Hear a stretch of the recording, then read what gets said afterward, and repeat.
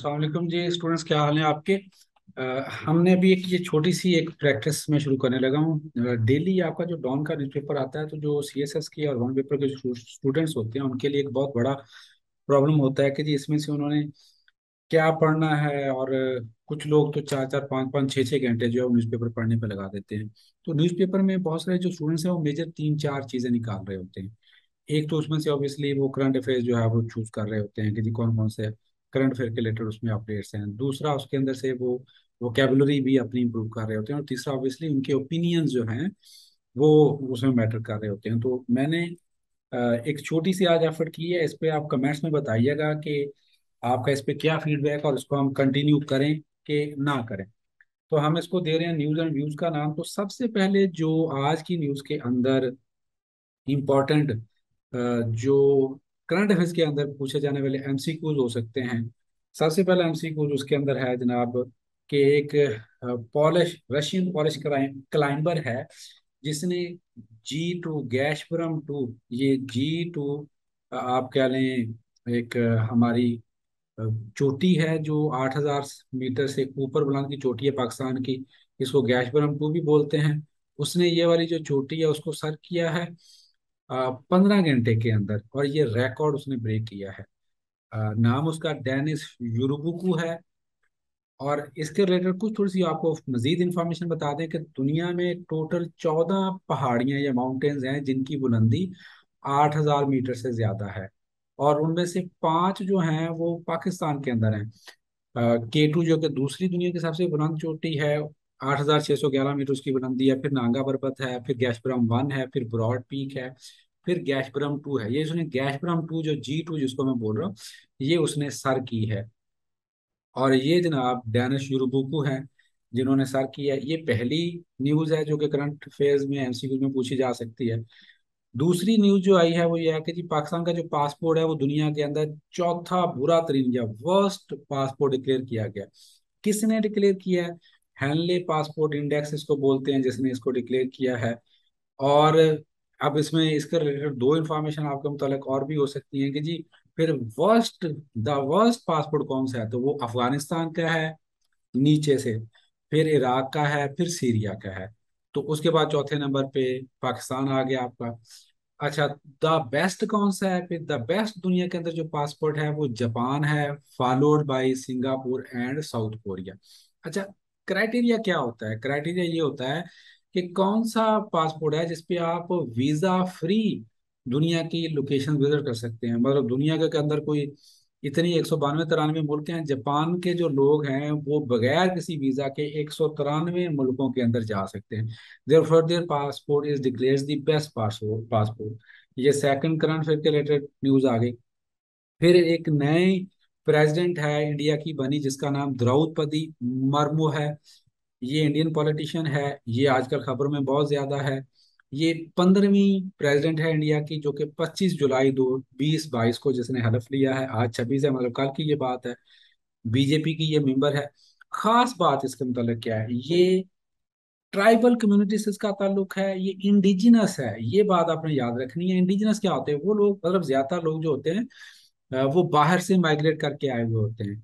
तो इंडिजिनस होती है वहाँ की ट्राइबल कम्युनिटी जो होती है, उसको इंडिजिनस बोलते हैं। तो शेड्यूल्ड ट्राइबल इंडिजिनस कम्युनिटी से इसका ताल्लुक है, और उससे ये पहली खातून है जिसको इंडिया का प्रेसिडेंट बनाया गया है। तो ये द्रौपदी मुर्मू की फोटो लगी हुई है यहाँ पे। ये थर्ड न्यूज थी आज की। अच्छा जी, इसके बाद छोटी सी एक चीज जो आपको वोकेबलरी के रिलेटेड मैं यहाँ पे शेयर करना चाहूंगा, वो है कि जी 3 लफ्ज मैंने सिर्फ आज चूज किए हैं, ज्यादा नहीं। 3 लफ्ज मैं आपको वो दिखा देता हूँ जो आज की वोकेबलरी है। पहला लफ्ज हमने चूज किया है बैटर। बैट, जिस तरह आप बैटिंग नहीं करते, तो बैटर। अब पहले ही पेज पे न्यूज है, 18 Paris as rains continue to batter country. मतलब जो बारिश है वो मुल्क को थपेड़े मार रही है। थ्रैश करना, बीट अप करना। तो ये बैटर का लफ्ज है। किसी को आप बहुत ज्यादा ब्लो कर रहे हो ना, तेज तेज थपेड़े मार रहे हो, तो उसको बैटर बोलते हैं। फिर दूसरा लफ्ज हमने यूज किया स्पा। ये आर इसमें से साइलेंट हो जाएगा। स्पार लिखने में स्पार है लेकिन आर साइलेंट हो जाएगा। तो इसका मतलब है to fight, to exchange blow. हल्के हल्के एक दूसरे को जैसे मुक्के नहीं मारते, उसको स्पा बोलते हैं।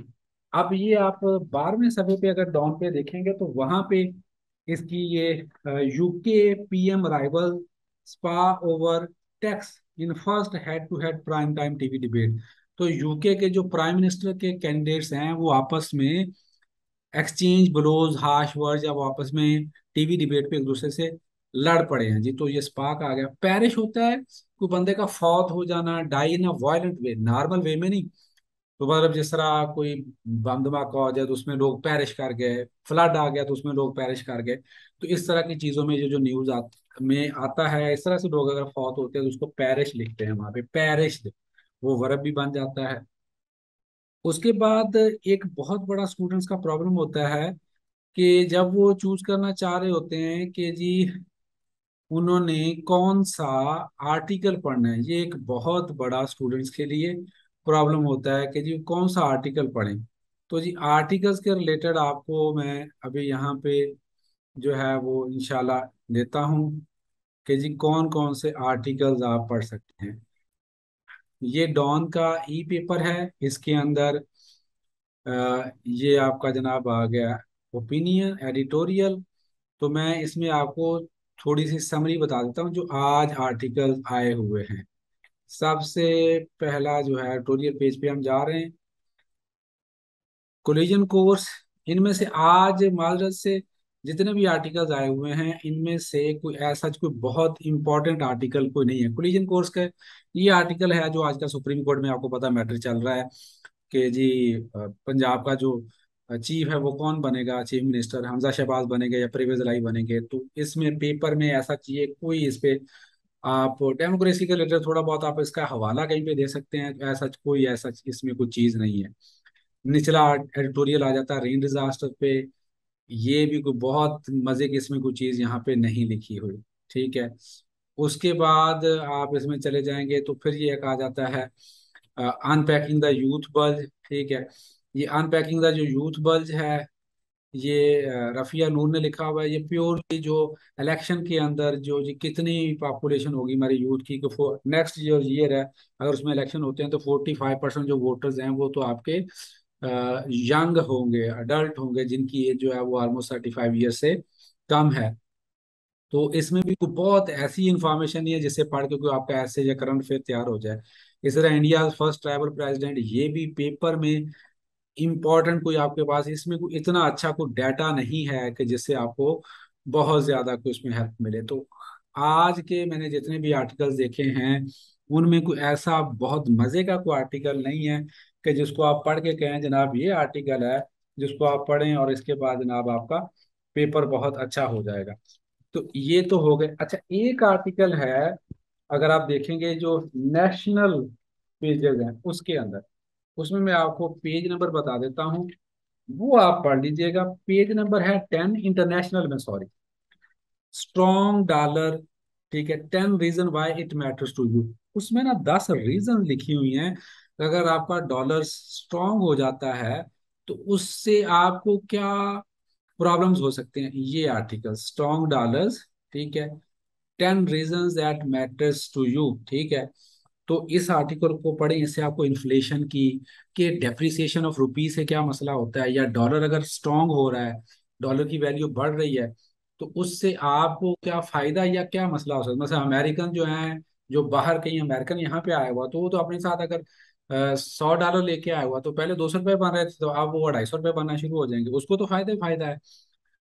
लेकिन यहाँ पे इन्फ्लेशन भी बढ़ जाएगी तो इससे क्या फायदे हैं या क्या नुकसान आते हैं। ये आर्टिकल बहुत मजे का है, इसको आप पढ़ें।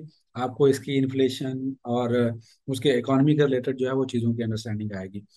तो आज के लिए जनाब इतना ही काफ़ी। आपने अपना फीडबैक हमें लाजमी देना है कि जी आपको ये जो हमारा ये आइडिया जो है ये कैसा लगा है, हम इसको कंटिन्यू करें कि ना करें, और कितनी मिनट्स की वीडियो बनाएं और उसमें कौन कौन सी चीज़ें शामिल करें। अभी हमने सोचा कि हम 3 चीज़ें शामिल करेंगे। एक तो जो एमसीक्यूज के रिलेटेड चीज़ें हैं वो बताएंगे, फिर उसके बाद कुछ थोड़ी सी वोकैबुलरी डिस्कस किया करेंगे, और फिर जो आर्टिकल्स का एक एनालिसिस कि कौन सा आर्टिकल है जो इसमें आप पढ़ें जो आपके लिए बड़ा फायदेमंद हो सकता है। दुआ में याद रखिएगा। Thank you. Allah Hafiz.